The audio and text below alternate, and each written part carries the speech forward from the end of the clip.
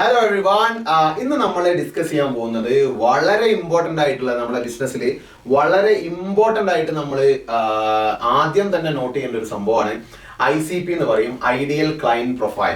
നമ്മുടെ ബിസിനസ്സിൽ നമ്മുടെ സർവീസ് ആയിക്കോട്ടെ, പ്രോഡക്റ്റ് ആയിക്കോട്ടെ, നമ്മുടെ സർവീസ് ഏത് തരം കസ്റ്റമേഴ്സിനാണ് നമ്മൾ വിൽക്കേണ്ടത് എന്നുള്ളത് നമ്മൾ തീരുമാനിക്കുന്നത് ഈ ഐഡിയൽ ക്ലയന്റ് പ്രൊഫൈലിനെ കണ്ടുപിടിച്ചുകൊണ്ടാണ്. ഇത് ഐഡിയൽ ക്ലയന്റ് പ്രൊഫൈൽ എന്ന് പറഞ്ഞാൽ നമുക്ക് വളരെ വാസ്റ്റ് ആയിട്ടുള്ള ഐഡിയൽ ക്ലയന്റ് പ്രൊഫൈൽ ഉണ്ടാവും. പക്ഷേ എപ്പോഴും നമ്മുടെ ഒരു ബിസിനസ്സിന് ഗ്രോ ചെയ്യാൻ ഏറ്റവും ബെസ്റ്റ് എന്ന് പറഞ്ഞു കഴിഞ്ഞാൽ വളരെ ടൈറ്റ് ആയിട്ടുള്ള ഒരു ICP കണ്ടുപിടിക്കാവുന്നതാണ്. അപ്പോൾ ഇന്ന് നമ്മൾ അതാണ് ഡിസ്കസ് ചെയ്യാൻ പോകുന്നത്. നമുക്ക് ഒരു 3R എന്ന് പറയുന്ന ഫോർമുല ഉപയോഗിച്ച് എങ്ങനെ നമുക്ക് ഒരു ICP ഒരു ഐഡിയൽ ക്ലയന്റ് പ്രൊഫൈലിനെ, നമ്മുടെ ബിസിനസ്സിലെ ഒരു ഐഡിയൽ ക്ലയന്റ് പ്രൊഫൈലിനെ നമുക്ക് എങ്ങനെ ടൈറ്റ് ആയിട്ട് ഒരു നാരോ ഡൗൺ ആയിട്ടുള്ള ഒരു ICP നമ്മൾ കണ്ടുപിടിക്കുക എന്നുള്ളതാണ് നമ്മൾ ഡിസ്കസ് ചെയ്യുന്നത്. അപ്പം ICP എന്ന് പറഞ്ഞു കഴിഞ്ഞാൽ ഐഡിയൽ ക്ലയന്റ് പ്രൊഫൈലാണ്. ഐഡിയൽ ക്ലയന്റ് പ്രൊഫൈൽ എന്ന് പറഞ്ഞാൽ എന്താണ്? ഐഡിയൽ ക്ലയന്റ് പ്രൊഫൈൽ എന്ന് പറഞ്ഞു കഴിഞ്ഞാൽ എന്താണ്? ഐഡിയൽ ക്ലയന്റ് പ്രൊഫൈൽ നമ്മൾ നമ്മുടെ ബിസിനസ്സിൽ ആർക്കാണോ നമ്മൾ വിൽക്കുന്നത് ആ ഐഡിയൽ ആയിട്ടുള്ള ഒരു ക്ലയന്റിനെ ആയിരിക്കണം നമ്മൾ ICP എന്ന് പറയുന്നത്. ഓക്കെ, അപ്പം ഇനി നമ്മൾ ഡിസ്കസ് ചെയ്യാൻ പോകുന്നത് നമ്മളൊരു ICP നമ്മുടെ ബിസിനസ് നമ്മൾ ഈ കാണുന്ന ആളുകൾക്കെല്ലാം നമ്മൾ വിൽക്കാൻ ഉദ്ദേശിക്കുന്ന ആളുകളാണെന്ന് വിചാരിക്കാം. ഇതിലുള്ള ആളുകൾ ഇഷ്ടം പോലെ ആളുകളുണ്ട്. ഈ ആളുകൾക്കെല്ലാം നമ്മൾ എന്ത് ചെയ്യാണ്? നമ്മുടെ പ്രോഡക്റ്റ് വിൽക്കാൻ വേണ്ടി നോക്കുകയാണ്. ഇത് ഈ ആളുകളിൽ ചിലപ്പോ നമ്മുടെ ബിസിനസ് നമുക്ക് നല്ല രീതിയിൽ പറഞ്ഞു കൊടുത്താൽ മനസ്സിലാകുന്ന ആളുകൾ വെറും 2 ആളുകളായിരിക്കും ഉണ്ടാവുക. ഇതായിരിക്കും നമ്മുടെ ആളുകൾ വേണ്ടത്, ഈ ആളുകൾക്കായിരിക്കും നമുക്ക് വിൽക്കേണ്ടത്. പക്ഷേ നമ്മുടെ മാർക്കറ്റിംഗ് ചെയ്യുന്ന സമയത്ത് നമ്മുടെ ബാക്കിയുള്ള എല്ലാ സംഭവങ്ങളും, നമ്മുടെ വാല്യൂ പ്രൊപ്പോസിഷനും എന്തോ ആയിക്കോട്ടെ, ഇതിലെല്ലാം നമ്മൾ മാർക്കറ്റ് ചെയ്യാൻ ഉദ്ദേശിക്കുന്നത് ഇത്രയും കാറ്റഗറി ഓഫ് ആളുകളെയാണ്. അപ്പൊ നമ്മളുടെ മാർക്കറ്റിങ്ങിന് ഒരു കാര്യമില്ലാതായി പോകുന്ന ഒരു സിറ്റുവേഷൻ വരും എന്നുള്ളതാണ് നമ്മളെ എല്ലാവർക്കും വിൽക്കാൻ വേണ്ടി നിന്ന് കഴിഞ്ഞാലുള്ള അവസ്ഥ. അതിനു വേണ്ടിയിട്ടാണ് നമ്മൾ ആർക്കാണോ കറക്റ്റ് ആയിട്ട് വെക്കേണ്ടത് ആ ഒരു ഐഡിയൽ ക്ലയന്റ് പ്രൊഫൈൽ നമ്മൾ കണ്ടുപിടിക്കാൻ പോവാണ് ഒരു 3R എന്ന് പറയുന്ന ഒരു ഫോർമുല യൂസ് ചെയ്തിട്ട്. അപ്പൊ നമുക്ക് ആ ഒരു ഫോർമുലയിലേക്ക് നേരിട്ട് പോവാം. 3R എന്ന് പറയുന്ന ഒരു ഫോർമുലയാണ് നമ്മൾ ഡിസ്കസ് ചെയ്യുന്നത്. 3R എന്ന് പറഞ്ഞു കഴിഞ്ഞാൽ ഒന്നുമില്ല മക്കളെ, ഇതാ R എന്ന് പറഞ്ഞു കഴിഞ്ഞാൽ റെസണേറ്റ്. അടുത്ത R എന്താണ്?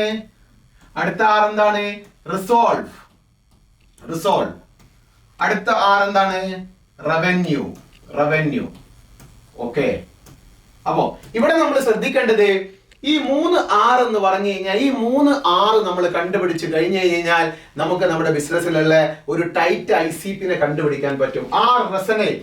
ആർക്കാണോ നമ്മൾ പറയുന്നത്, ആർക്കാണോ മനസ്സിലാവുന്നത് ആ കാറ്റഗറി ഓഫ് ആളുകളെയാണ് ഫസ്റ്റ് R എന്ന് പറയുന്നത്. റെസണേറ്റ്, നമ്മൾ പറയുന്നത് കറക്റ്റ് ആയിട്ട് മനസ്സിലാവുന്ന ആളുകൾ. അടുത്ത R എന്താണ്? റിസോൾവ്. ആരുടെ പ്രോബ്ലം ആണോ നമുക്ക് വളരെ ക്ലിയർ ആയിട്ട് റിസോൾവ് ചെയ്യാൻ പറ്റുന്നത്, ആരുടെ പ്രശ്നങ്ങളാണോ നമുക്ക് കറക്റ്റ് ആയിട്ട് സോൾവ് ചെയ്യാൻ പറ്റുന്നത്, അതാണ് നെക്സ്റ്റ് R എന്താണ്? റിസോൾവ്. മൂന്നാമത്തെ R വരുന്നത് റവന്യൂ. ഇത് രണ്ടും ചെയ്തിട്ട് കാര്യമില്ല.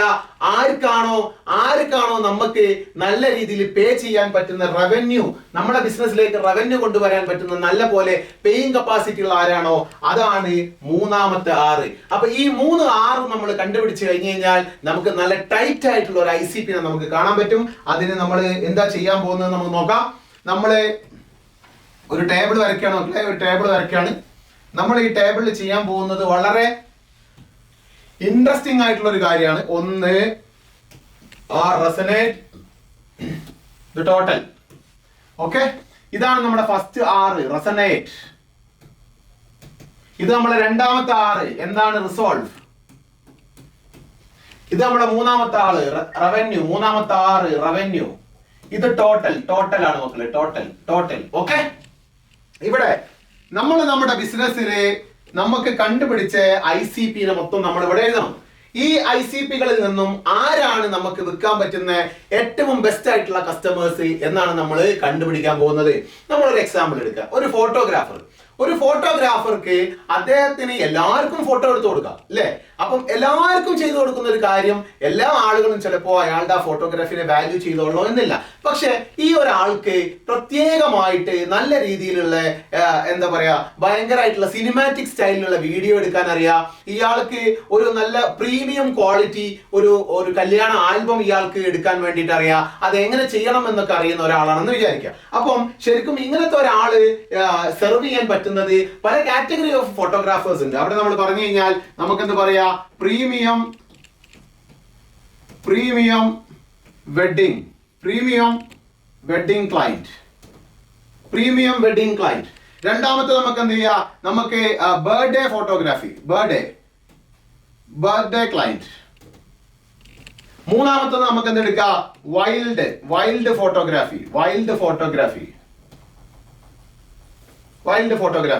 നാലാമത്തത് നമുക്ക് എന്തെടുക്കാം, പ്രോഡക്റ്റ് ഫോട്ടോഗ്രാഫി.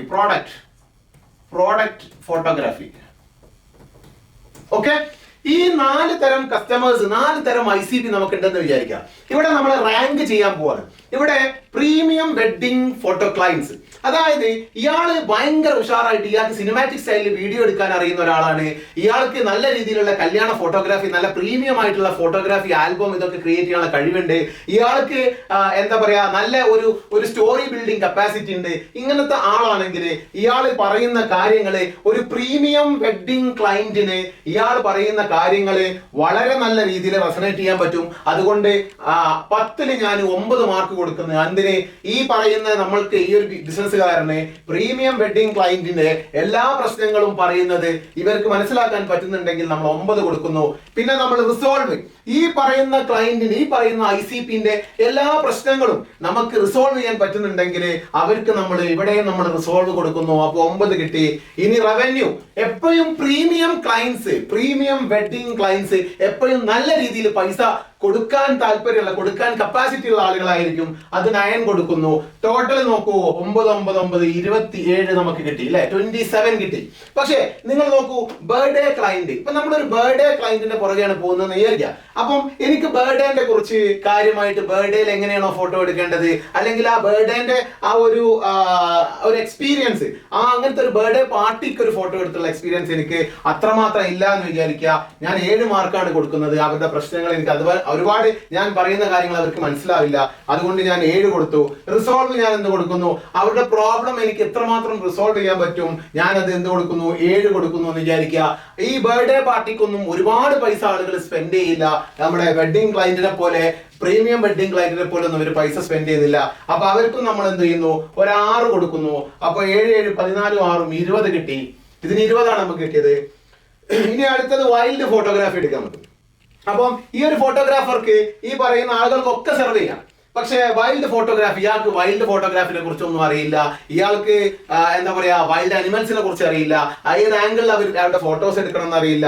ഇതൊന്നും അറിയില്ല. അപ്പൊ അയാൾക്ക് എന്ത് ചെയ്യുന്നു, നമ്മളൊരു 5 കൊടുക്കുന്നു മാർക്ക്. എന്തിന്? അയാൾക്ക് ഈ പ്രോബ്ലം, ഈ പറയുന്ന കാര്യങ്ങള് ഈ വൈൽഡ് ഫോട്ടോഗ്രാഫി ക്ലയന്റിന് അറിയുന്ന രീതിയിലുള്ള ഒരു സംഭവം ഇയാൾക്ക് പറഞ്ഞു കൊടുക്കാൻ പറ്റില്ല. അതുകൊണ്ട് he is not able to resonate properly. അതുകൊണ്ട് 5 കൊടുക്കുന്നു. റിസോൾവ്, ഈ വൈൽഡ് ഫോട്ടോഗ്രാഫിയിലുള്ള പ്രശ്നങ്ങളെ റിസോൾവ് ചെയ്യാന് നമുക്ക് പറ്റുന്നുണ്ടോ? ഇല്ല, അത് വളരെ കുറവാണ്. നമ്മൾ 5 കൊടുക്കുന്നു. പിന്നെ ഈ വൈൽഡ് ഫോട്ടോഗ്രാഫിക്ക് അധികം ഒന്നും കാശാരും ചെലവാക്കില്ല. നമ്മൾ ഒരു 6 കൊടുക്കുന്നു. 10ഉം 6ഉം 16 കിട്ടി അല്ലേ? ഇനി നമ്മൾ പ്രോഡക്റ്റ് ഫോട്ടോഗ്രാഫി നമ്മൾ ഒരു കമ്പനിയിൽ, ഒരു കോർപ്പറേറ്റിലൊക്കെ ഒരു കമ്പനിയിൽ അവർക്ക് അവരുടെ പ്രോഡക്റ്റിന്റെ ഫോട്ടോഗ്രാഫി സ്കില്ല്, അതിനൊരു പ്രത്യേക സ്കില്ലാണ് പ്രോഡക്റ്റ് ഫോട്ടോഗ്രാഫി. അപ്പോൾ അത് ഇയാൾക്ക് ചെയ്യാൻ പറ്റുമോ? ഇല്ല. ഇയാൾക്ക് മെയിൻ ആയിട്ട് ചെയ്യാൻ പറ്റുന്നത് സിനിമാറ്റോഗ്രാഫി, അല്ലെങ്കിൽ എന്താ പറയാ, നല്ല ഒരു സ്റ്റോറി ബോർഡുള്ള, നല്ല ഒരു സിനിമാറ്റിക് സ്റ്റൈലിലുള്ള വീഡിയോ ഒക്കെ എടുക്കാൻ ആളാണ്. അങ്ങനത്തെ ആളുകൾക്ക് ഈ പ്രോഡക്റ്റ് ഫോട്ടോഗ്രാഫിനെ കുറിച്ച്, ആ ഒരു പ്രശ്നങ്ങളെ കുറിച്ച് ഒന്നും കാര്യമായിട്ട് അറിയില്ല. അതുകൊണ്ട് നമ്മൾ 5 കൊടുക്കുന്നു. അതേപോലെ തന്നെ ഈ പ്രോഡക്റ്റ് ഫോട്ടോഗ്രാഫിയിലുള്ള പ്രശ്നങ്ങളൊന്നും ഇയാൾക്ക് സോൾവ് ചെയ്യാൻ അറിയില്ല. അതുകൊണ്ട് 6 കൊടുക്കുന്നു. പിന്നെ നമ്മൾ എന്ത് ചെയ്യും, റവന്യൂ, പ്രൊഡക്റ്റ് ഫോട്ടോഗ്രാഫിയിൽ റവന്യൂ കിട്ടും, പക്ഷെ അത്ര റവന്യൂ നമുക്ക് കിട്ടില്ല. നമ്മളൊരു 6 കൊടുക്കുന്നു. അപ്പം 5, 6, 6, 6, 12ഉം 17 കിട്ടി ഇല്ലേ? ഇപ്പൊ ഇവിടെ നോക്കൂ, ഈ 3-4 ടൈപ്പ് കസ്റ്റമേഴ്സിന് വേണമെങ്കിൽ ഞാൻ ഈ പറയുന്ന ഈ ഫോട്ടോഗ്രാഫർക്ക്, ഈ 4 കസ്റ്റമേഴ്സിനെയും വേണമെങ്കിൽ എന്ത് ചെയ്യാം, സെർവ് ചെയ്യാം. പക്ഷേ സെർവ് ചെയ്തിട്ട് കാര്യമല്ല. ഇയാൾക്ക് ഏറ്റവും കൂടുതൽ അറിയാവുന്നത് പ്രീമിയം വെഡിങ് ക്ലയൻസിനെ ഡീൽ ചെയ്യാനാണ്. ഈ പ്രീമിയം വെഡിങ് ക്ലയൻസ് എന്താണോ ആഗ്രഹിക്കുന്നത് ആ കാര്യം ചെയ്തു കൊടുക്കാനാണ് ഇയാൾക്ക് ഏറ്റവും കൂടുതൽ അറിയുന്നത്. അതുകൊണ്ട് അയാൾ ഫോക്കസ് ചെയ്യേണ്ടത്, നിങ്ങൾ നോക്കൂ, ഇത് ടോട്ടൽ ഇതൊന്ന് കൂട്ടി നോക്കൂ, 9, 9, 9, 27. ഇതിൽ ഇയാൾക്ക് കിട്ടുന്ന ഏറ്റവും കൂടുതൽ സ്കോർ കിട്ടിയത് എന്തിനാണ്? പ്രീമിയം വെഡിങ് ക്ലയന്റ് ഫോട്ടോഗ്രാഫിക്കാണ്. അപ്പം ഇയാൾ എപ്പോഴും പോകേണ്ട ക്ലയന്റ്, ഇയാള് മാർക്കറ്റിംഗ് ചെയ്യുമ്പോഴും, ഇയാൾ ക്യാമ്പയിൻ ചെയ്യുമ്പോഴും ഇയാൾ ഏറ്റവും കൂടുതൽ ഫോക്കസ് ചെയ്യേണ്ട കസ്റ്റമേഴ്സ് ആരാണ്? ഈ പ്രീമിയം വെഡിങ് ക്ലയന്റിനാണ് ഇയാൾ ഫോക്കസ് ചെയ്യേണ്ടത്. കാരണം അവർക്കാണ് ഏറ്റവും കൂടുതൽ കാശ് ഇയാൾക്ക് കൊടുക്കാൻ പറ്റുക. അയാളുടെ പ്രശ്നങ്ങളാണ് ഇയാൾക്ക് വളരെ നല്ല രീതിയിൽ സോൾവ് ചെയ്ത് കൊടുക്കാൻ പറ്റുക. ഇയാൾ പറയുന്ന കാര്യങ്ങൾ വളരെ കൃത്യമായിട്ട് മനസ്സിലാക്കാൻ സാധിക്കുന്നത് പ്രീമിയം വെഡിങ് ക്ലയന്റിനാണ്. അപ്പം ഇയാൾ ചെയ്യുന്ന എല്ലാ കാര്യങ്ങളും ഈ ഒരു പ്രീമിയം വെഡിങ് ക്ലയന്റിനെ ബേസ് ചെയ്തിട്ടായിരിക്കണം ഇയാളുടെ മാർക്കറ്റിങ്ങും ഇയാളുടെ വാല്യൂ പ്രൊപ്പോസിഷൻസും എന്തും ഇയാൾ ചെയ്യുന്നത്. പക്ഷേ ഇവിടെ ഒരു ചോദ്യം ഉണ്ടാവാം. ഇനിയിപ്പോ നാളെ വന്നിട്ട് ഒരു ബർത്ത്ഡേ പാർട്ടിക്ക് അയാളോട് ഫോട്ടോ എടുക്കാൻ ഒരാൾ വന്നിട്ട് ചോദിച്ചു കഴിഞ്ഞാൽ അയാൾ എടുത്തു കൊടുക്കാം.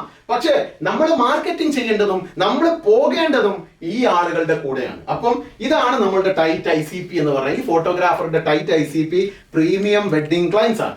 അപ്പം ഇനി നേരത്തെ മുതലേ ഇയാള് ഈ ഒരു ICP ടൈറ്റ് ആയിട്ടുള്ള ഒരു ICP കണ്ടുപിടിക്കുന്നതിന്റെ മുന്നേ ടൈറ്റ് ICP ഇയാളുടെ ടൈറ്റ് ICP ആരാണ്? Premium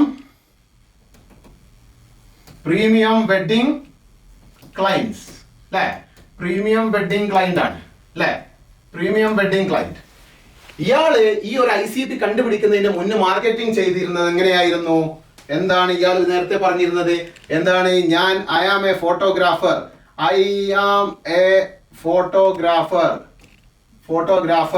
who can take photos എന്ന് പറഞ്ഞിട്ട് ഇയാൾ വളരെ ജനറിക് ആയിട്ട് മാർക്കറ്റിംഗ് ചെയ്തുകൊണ്ടിരുന്ന ഒരാളാണെങ്കിൽ ഇയാളുടെ ടൈറ്റ് ICP കണ്ടുപിടിച്ചു കഴിഞ്ഞു കഴിഞ്ഞാൽ ഇയാളുടെ മാർക്കറ്റിംഗ് മെസ്സേജ് തന്നെ മാറുന്നു എന്നുള്ളതാണ്. ഇവിടെ ഇയാൾ എന്താ പറയാ?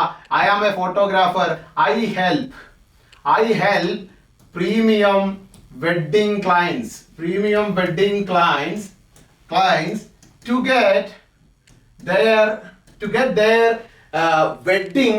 to get their wedding shot in cinematic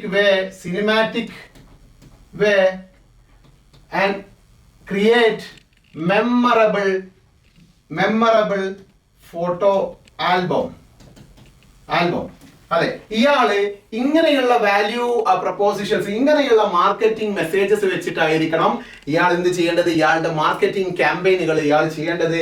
ഇയാള് മറ്റുള്ള എല്ലാവർക്കും വേണ്ടിയിട്ടുള്ള മെസ്സേജിങ് ചെയ്യാതെ ഞാനൊരു ഫോട്ടോഗ്രാഫറാണ്, ഞാൻ എല്ലാവരുടെയും ഫോട്ടോ എടുക്കും എന്ന് പറഞ്ഞ് ഇയാളൊരു ജേർണലിസ്റ്റ് ആവാതെ ഇയാളുടെ ടൈറ്റ് ICPയെ കണ്ടുപിടിച്ചിട്ട്